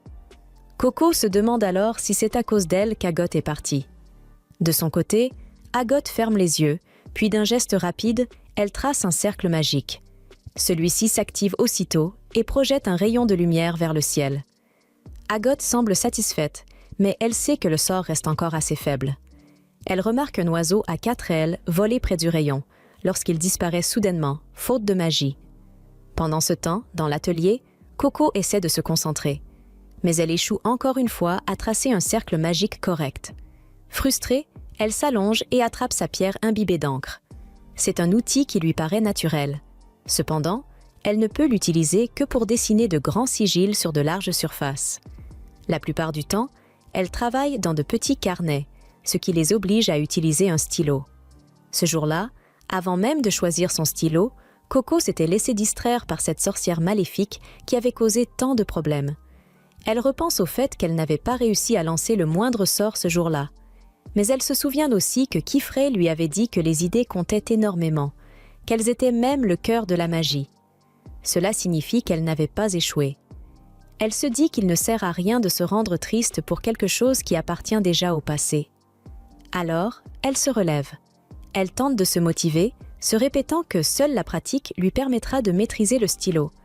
Mais au fond d'elle-même, elle n'y croit pas vraiment. Elle a l'impression qu'elle ne sera jamais aussi douée que les autres filles. Le stress l'envahit et elle commence à somnoler. À ce moment-là, Kifrey apparaît derrière elle. Avec douceur, il lui dit que si elle s'endort ici, elle risque d'attraper froid. Coco se redresse immédiatement, affirmant qu'elle ne dormait pas. Elle clignait simplement des yeux, très lentement. Kifrey éclate de rire et lui dit de le suivre jusqu'à la cuisine. Coco le suit avec enthousiasme. Comme toujours, une délicieuse odeur s'échappe de la marmite sur le feu. Kifrey tend la main vers une étagère en hauteur et en sort une casserole, avant de soulever le couvercle et de révéler un ragoût à l'aspect absolument délicieux. Il en propose une bouchée à Coco, Elle accepte avec enthousiasme, goûte et se perd immédiatement dans les saveurs incroyables du plat. Kifré sourit en la regardant savourer, puis il lui révèle tranquillement que ce ragoût a, techniquement, 2 ans. Le sourire de Coco se fige instantanément. Elle s'arrête de mâcher, se demandant si ce sorcier un peu étrange essaie de l'empoisonner. Mais Kifré la rassure. Grâce à un enchantement posé sur le couvercle, la marmite recrée et réchauffe entièrement le plat à chaque ouverture. Cependant, il précise qu'il doit redessiner régulièrement le cercle magique pour que cela fonctionne. Sinon, le sort finit par disparaître. Kifré sort ensuite des ignames et les pose sur la table. Coco sourit et lui dit qu'elle aime beaucoup. Kifré lui demande alors d'en cuire une pour lui. Elle le regarde, un peu confuse. Mais il lui rappelle qu'elle s'est déjà créé du feu avec la magie, donc cela ne devrait pas être difficile. Pendant qu'il prépare d'autres ingrédients, Coco trace soigneusement un sigil de feu. Une petite flamme stable apparaît. Elle est ravie. Elle prend alors une igname et tente de la placer au-dessus du feu pour la faire cuire. Mais l'igname tombe à travers la flamme et éteint le feu. Kifré se retourne et lui explique qu'elle doit ajouter un symbole de lévitation. Ainsi, l'igname flottera au-dessus du feu pendant la cuisson. Coco réessaie, mais cette fois, elle dessine un cercle trop grand et brûle complètement l'igname. Kifré lui sourit et l'encourage à continuer. Coco hoche la tête et persévère. Elle trace symbole après symbole, abandonne ceux qui échouent, jusqu'à ce qu'enfin, elle réussisse parfaitement. L'igname reste suspendue dans le feu, cuisant lentement. Elle la retire avec des pinces et la tend à Kifré. Il la félicite, puis l'ouvre. Elle est parfaitement cuite à l'intérieur. Il lui demande alors si elle a toujours sommeil. Coco réalise que non. Kifré lui explique que la première magie qu'il a maîtrisée était celle de l'eau, non pas par talent, mais parce qu'il en avait terriblement peur. Il détestait être mouillé et évitait toutes les tâches liées à l'eau. Mais à force d'intégrer la magie dans sa vie quotidienne, il a compris une chose essentielle. La magie que l'on utilise chaque jour est la meilleure des enseignantes. Coco se demande alors comment elle pourrait intégrer la magie dans sa vie quotidienne. Kifré lui répond qu'elle pourrait essayer d'apprendre à cuisiner, car cela fait souvent appel à plusieurs types de magie à la fois, et c'est aussi très amusant. À ce moment-là, Tia et Rich descendent, attirés par l'odeur de l'igname grillé. Tia déclare immédiatement qu'elle va s'occuper de faire fondre le fromage. Mais Kifré lui dit qu'il préfère que Coco s'en charge cette fois. Tout le monde se met au travail pour préparer un délicieux repas. Et Coco réussit même à faire fondre du fromage grâce à sa magie du feu. En traçant un cercle magique très petit et précis, ils finissent par préparer de magnifiques burgers. Coco propose alors d'aller manger dehors. Kifré y réfléchit, et l'idée d'un pique-nique lui plaît beaucoup. Il part donc préparer le reste. Agot arrive à son tour. Coco lui propose de venir avec eux. Mais fidèle à elle-même, Agot joue les durs et refuse, disant qu'elle préfère manger tout en continuant à s'entraîner. De toute façon, il commence à pleuvoir. Les filles sont un peu déçues, car le temps était beau quelques instants auparavant. Mais Kifré arrive derrière elles et demande pourquoi elles font cette tête. Puis il sort simplement dehors en lançant un sort. Instantanément, tout devient lumineux et ensoleillé autour de lui. Les filles sont impressionnées. Elles le suivent alors pour leur petit pique-nique. Alors qu'il pleut partout ailleurs, elles passent sous un pont de pierre et installent une lanterne avant de s'asseoir pour manger. Le moment est merveilleux. Elles savourent leur repas dans une ambiance chaleureuse. Peu à peu, même les nuages disparaissent. Un arc-en-ciel apparaît dans le ciel. Le cœur de Coco se remplit de joie. Elle saute sur ses pieds et dit à Kifré qu'elle va chercher Agot pour qu'elle voie ça avec eux. Elle traverse le champ en courant et retourne jusqu'à l'atelier. Mais juste au moment où elle s'apprête à frapper à la porte, celle-ci s'ouvre. Une grande sorcière apparaît, avec un bouc un peu ridicule. Elle regarde Coco et lui demande brusquement qui elle est. Comme il ne l'a jamais vue, il suppose qu'elle est peut-être une messagère. Kifré arrive en courant derrière Coco, disant qu'il devrait rentrer, car une tempête approche. Coco se cache immédiatement derrière lui et crie qu'elle est son apprentie. L'homme au bouc s'agace. Il demande à Kifré de quoi elle parle et comment il a pu prendre une apprentie pendant... Kifré répond que tout cela s'est fait un peu soudainement, dans des circonstances particulières, car cette jeune fille est victime de magie interdite. À peine Olruggio entend-il ces mots que son attitude devient encore plus froide. Il attrape immédiatement Coco par le bras et commence à la traîner dehors, déclarant qu'il ne veut rien avoir à faire avec les sorcières maléfiques au chapeau pointu et qu'il va remettre Coco au chevalier des sorcières pour qu'il s'occupe d'elle. Coco tente de résister, mais l'homme est bien trop fort. Soudain, la pluie autour d'eux s'arrête. L'eau s'élève et forme un mur devant eux. Kifré utilise sa magie pour stopper Olruggio. Il lui dit que, même s'il est un ami cher, il ne laissera personne toucher à Coco, encore moins la livrer au chevalier. Olruggio est surpris que Kifré ait utilisé la magie contre lui. Il demande alors qui est vraiment cette fille. Kifré lui propose de rentrer d'abord, pour en discuter calmement. Une fois à l'intérieur, Olruggio s'installe près du feu. Kifré lui raconte tout ce qui s'est passé. Olruggio s'agace et lui demande si c'est pour cette raison qu'il a décidé d'introduire une étrangère dans le monde des sorcières. Kifré lui répond calmement que l'extérieur a aussi un nom. Olruggio s'excuse aussitôt auprès de Coco, précisant qu'il ne voulait pas être impoli, mais que les sorcières n'ont pas vraiment d'autres mots pour désigner quelqu'un qui n'est pas l'une des leurs. Kifré présente alors Olruggio à Coco, expliquant qu'il est un ami, mais aussi celui qui surveille l'atelier. Il précise que les sorcières vivant en dehors des grandes villes ou du grand hall des mages se voient assigner un observateur chargé de s'assurer qu'elles respectent les règles. Olruggio est cet observateur. Celui de Kifré. Olruggio se gratte la tête, admettant que c'est littéralement son travail d'empêcher ce genre de situation. Mais il semble bien que Kifré ne changera pas d'avis. Kifré tend alors à Coco un bol de soupe sucrée au miel pour la calmer. Il explique ensuite qu'il aurait pu effacer ses souvenirs cette nuit-là. Mais dans ce cas, ils auraient aussi perdu toute trace de ce livre magique, celui qui pourrait les mener aux sorcières au chapeau pointu. Olruggio s'énerve et lui rappelle que ce n'est pas leur rôle de traquer les utilisateurs de magie interdite. C'est le travail des chevaliers. Coco, confuse, demande des explications. Kifré lui explique alors que les chevaliers des sorcières sont chargés d'effacer la mémoire des étrangers, de traquer les sorcières maléfiques et de maintenir l'ordre dans ce monde. Kifré explique que c'est de sa faute si Coco a découvert le secret de la magie. Ainsi, si les chevaliers devaient effacer les souvenirs de Coco, ils devraient également effacer les siens, puisqu'il est à l'origine de tout ce qu'elle a appris. Olruggio comprend qu'il ne peut pas laisser cela arriver. Il décide donc de fermer les yeux pour le moment. Mais il prévient que si quelque chose tourne mal, il en fera immédiatement rapport au grand hall. Sur ces mots, il retourne dans sa chambre. Kifré, quant à lui, rassure Coco. Il lui dit qu'elle n'a rien à craindre, puisqu'elle a réussi l'épreuve magique par ses propres moyens. Il demande ensuite à tout le monde d'aller se sécher, puis part préparer le dîner. Peu après, Coco remarque que son petit compagnon a disparu. Elle se rend alors discrètement dans la chambre d'Olruggio pour chercher son serpent à fourrure. Elle tente de ne pas faire de bruit, mais Olruggio la remarque rapidement et descend de son perchoir. Il lui rend son animal. Coco est surprise de constater qu'il est complètement sec. À ce moment-là, Olruggio relie les cercles magiques de ses deux bagues. Un courant d'air chaud se crée, comme un sèche-foin magique, et sèche instantanément Coco. Il lui dit ensuite de partir. Mais Coco remarque quelque chose d'étrange. Les pierres sous ses pieds s'illuminent à chacun de ses pas. Elle pousse un cri de joie. Elle affirme que c'est exactement ce genre de choses qui lui a fait tomber amoureuse de la magie. Olruggio lui explique que c'est son chef-d'œuvre et lui montre comment cela fonctionne. Mais Coco est déjà en train de rouler par terre, ravie, disant que c'est un souvenir précieux pour elle. Elle le remercie du fond du cœur. Olruggio rougit légèrement, puis la met dehors en lui disant de ne plus entrer dans sa chambre.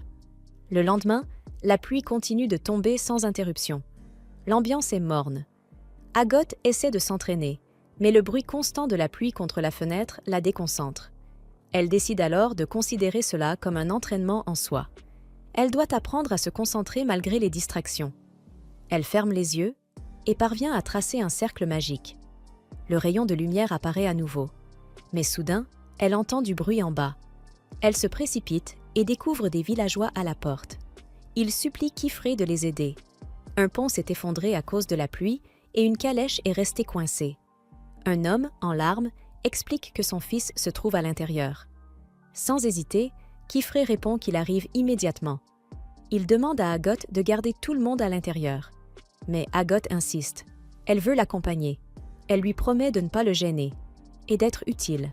Cependant, Kifri essaie d'expliquer à Agot que ce n'est pas aussi simple, car il y aura beaucoup d'autres personnes présentes qui ne sont pas des sorcières, et elle n'a même pas encore passé le test permettant de vérifier qu'elle sait lancer des sorts devant elle sans révéler les secrets de la magie. Cependant, Agot l'interrompt et lui dit qu'elle s'entraîne seule depuis très longtemps, et qu'en tant que mentor, son rôle est justement de lui offrir des occasions d'acquérir de l'expérience. Kifri comprend son point de vue, mais il pense toujours qu'il est un peu trop tôt pour emmener Agot en mission avec lui. Mais Olrugio intervient alors et annonce qu'il va partir en avance avec l'homme afin de rejoindre le lieu de l'accident pour y installer une porte magique, ajoutant qu'il souhaite emmener Agot comme assistante. En entendant cela, la jeune fille devient immédiatement surexcitée et court chercher son chapeau ainsi que son manteau. Kifri s'apprête à protester, mais les autres filles déclarent à leur tour qu'elles veulent aussi venir. Olrugio lui dit alors qu'il doit arrêter de s'inquiéter autant, car certaines choses ne peuvent être apprises sans vivre de véritables expériences sur le terrain. Kifri le sait bien, mais il reste inquiet pour elle, surtout pour Agot, parce qu'elle a tendance à se concentrer davantage sur les choses qu'elle ne sait pas faire plutôt que sur celles qu'elle maîtrise déjà. Et si elle ne fait pas attention, sa précipitation à vouloir grandir pourrait un jour l'amener à emprunter le mauvais chemin. Quelque temps plus tard, Olrugio et Agot partent à cheval, afin de suivre l'homme jusqu'au site de l'accident. Pendant le trajet, Olrugio lui demande de faire attention à ne pas laisser tomber ses affaires, car le sol dans cette région est très instable. Ils finissent finalement par arriver au niveau du pont effondré, et la situation est aussi grave que l'homme l'avait décrite, puisque la calèche est sur le point d'être emportée par le courant. Les habitants poussent un soupir de soulagement en voyant que les sorcières sont enfin arrivées. Après avoir observé la situation, Olrugio sort son équipement destiné à installer la porte magique. Puis, il remet à Agot des anneaux magiques contenant un sort avant de lui demander d'aller aider les habitants à se sécher. Agot est un peu déçue et demande si c'est vraiment tout ce qu'il attend d'elle, car elle espérait recevoir une tâche plus importante. Mais Olrugio lui rappelle que même les petites missions ont leur importance et qu'à l'heure actuelle, il n'y a pas grand-chose d'autre qu'elle puisse faire ici. Il ajoute qu'elle aura encore de nombreuses occasions de faire ses preuves à l'avenir, mais que pour le moment, c'est la meilleure façon pour elle de se rendre utile. Cependant, même si Olrugio ne faisait qu'énoncer les faits, Agot interprète ses paroles comme s'il la traitait comme une enfant ignorante. Et elle supporte difficilement cette impression, car elle travaille sans relâche pour prouver qu'elle mérite d'être reconnue comme une véritable sorcière. Mais elle ne pourra jamais faire ses preuves si personne ne lui donne l'occasion de le faire. Une fois qu'Olrugio a terminé l'installation de la porte magique, Kifri et les autres peuvent enfin traverser. Ils se mettent immédiatement au travail. Olrugio descend en volant jusqu'à la calèche afin de sécuriser les enfants piégés à l'intérieur, tandis que Kifri s'avance un peu plus loin avant de sortir une épée magique qu'il plante dans le fond de la rivière afin de stopper le courant autour de la calèche. La scène paraît extrêmement impressionnante. Cependant, même si l'épée bloque l'eau, Kifri doit fournir un effort considérable pour maintenir la lame stable contre la puissance du courant. Il demande alors à Olrugio de se dépêcher avec l'évacuation. Olrugio réussit à sauver les 2 premiers enfants sans difficulté, puis il retourne chercher le dernier. Une fois l'enfant mis en sécurité, Kifri peut enfin retirer son épée avant de trancher violemment la rivière, créant une énorme vague qui ralentit le courant jusqu'à une vitesse relativement sûre. Heureusement, tout le monde parvient à s'en sortir sain et sauf. L'homme qui avait appelé à l'aide est extrêmement soulagé de voir que son fils va bien. Custas s'excuse d'avoir causé autant de problèmes et explique qu'il essayait simplement de protéger les marchandises de Daga. Mais Daga lui répond que rien de tout cela n'a d'importance tant qu'il est vivant et en bonne santé.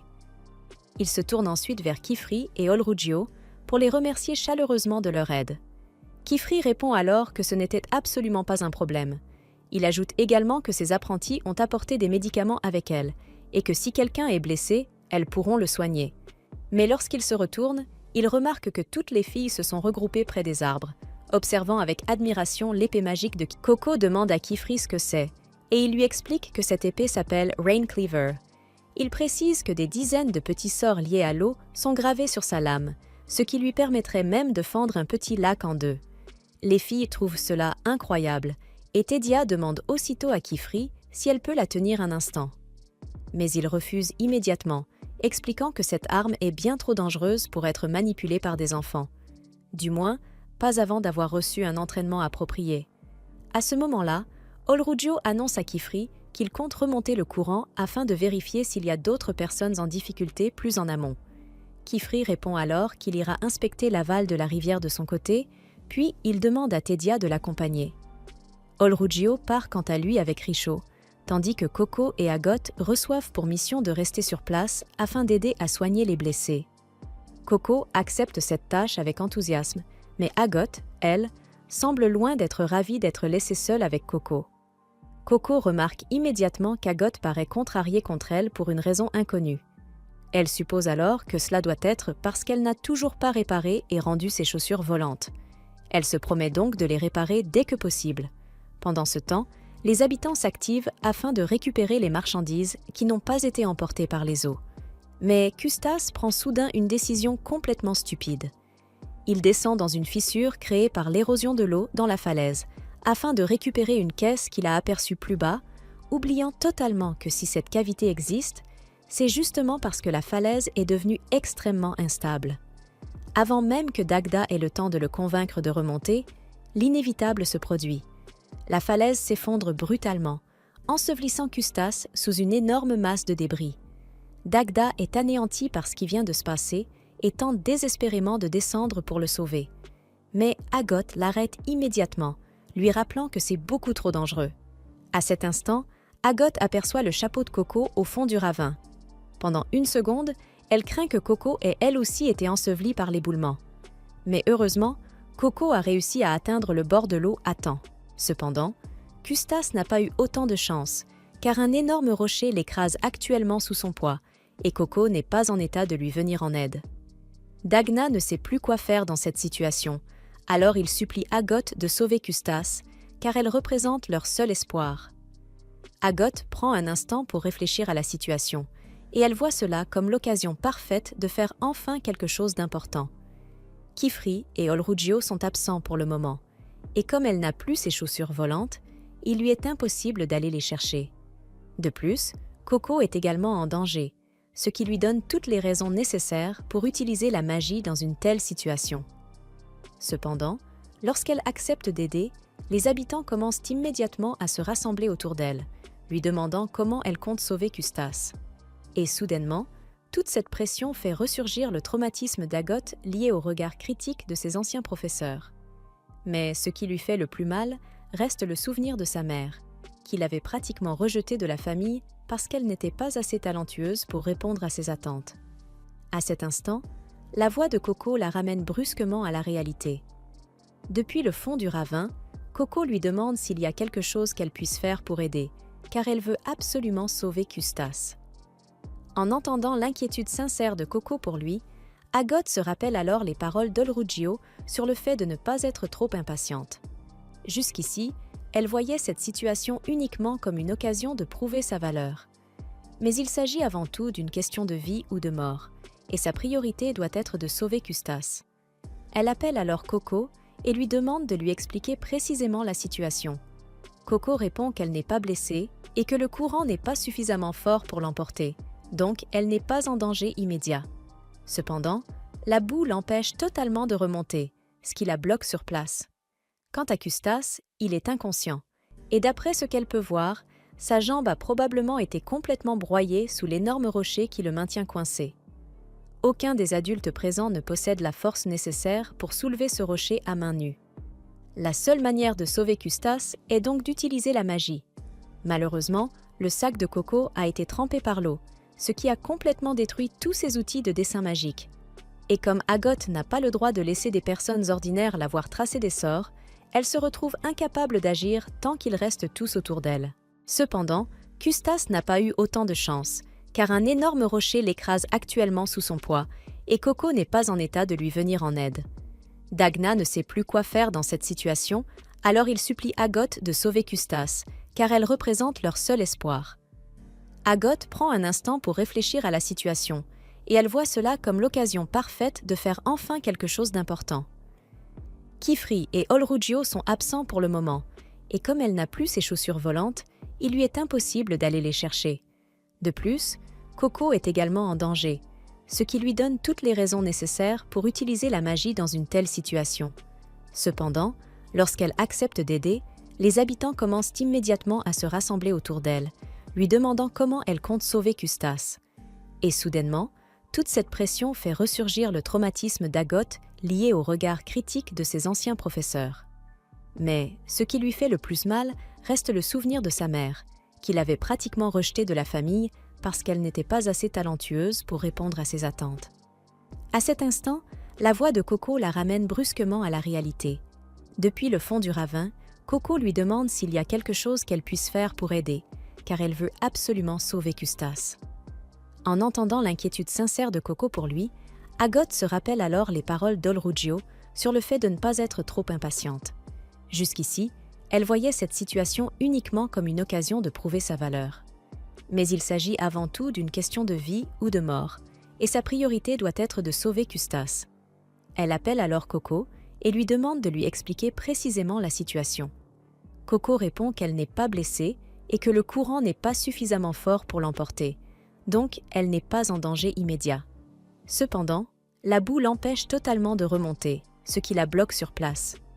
Quant à Custas, il est inconscient, et d'après ce qu'elle peut voir, sa jambe a probablement été complètement broyée sous l'énorme rocher qui le maintient coincé. Aucun des adultes présents ne possède la force nécessaire pour soulever ce rocher à main nue. La seule manière de sauver Custas est donc d'utiliser la magie. Malheureusement, le sac de Coco a été trempé par l'eau, ce qui a complètement détruit tous ses outils de dessin magique. Et comme Agoth n'a pas le droit de laisser des personnes ordinaires la voir tracer des sorts, elle se retrouve incapable d'agir tant qu'ils restent tous autour d'elle. Coco explique que ce n'était qu'un sort utilisé par son amie, et en voyant ce sort, elle a eu une idée pour sortir Custas de là. Pendant ce temps, sur la falaise, les habitants disent à Agoth que son sort était très joli, mais qu'il n'a pas vraiment aidé à sauver Custas, et ils lui demandent si elle a réellement un plan. Agoth ne sait pas vraiment quoi répondre, puisqu'elle gagnait simplement du temps pour Coco. Dagda commence à perdre patience et annonce qu'il va descendre lui-même pour sauver Custas. Agoth tente de l'arrêter, car ce serait une catastrophe s'il voyait Coco en train de dessiner un sort en bas, mais heureusement, Coco avait déjà réussi à sauver Custas et était remonté à la surface. Tout le monde est soulagé de voir que Custas est vivant, et Coco, heureuse d'être en sécurité, se jette dans les bras d'Agoth dès qu'elle la voit. Agoth lui demande comment elle a réussi à le sortir de là, puis remarque du sable sur les vêtements de Coco. Coco explique que le sort du briseur de murs lui a rappelé le dragon du piège, et qu'elle a simplement utilisé ce même sort pour détruire le rocher. Elle ajoute surtout qu'elle est heureuse d'avoir pu sauver Custas, et qu'un jour elle sauvera aussi sa mère, peu importe le temps que cela prendra. Pour la première fois, Agoth ressent un véritable respect envers Coco. Mais soudain, toutes les deux sont attachées par un ruban et soulevées dans les airs. Coco ne comprend pas ce qui se passe, mais Agoth reconnaît immédiatement les vêtements des sorcières qui les capturent, les chevaliers morales. Si ces chevaliers sont là, cela signifie que la situation est grave. Ils les accusent immédiatement d'être liés au chapeau à bord, et Agoth tente d'expliquer qu'ils se trompent car elle et Coco sont seulement des apprenties sorcières. Mais l'un des chevaliers pointe la magie qui vient d'être utilisée. Coco regarde en bas et ouvre grand les yeux. Elle se souvient n'avoir dessiné qu'un simple sort pour briser un mur, mais toute la falaise s'est transformée en sable, et la rivière a même été vaporisée. Elle ne comprend pas comment cela a pu arriver, mais les chevaliers affirment clairement qu'il s'agit de magie interdite, et qu'en conséquence, elles doivent être punies selon la loi.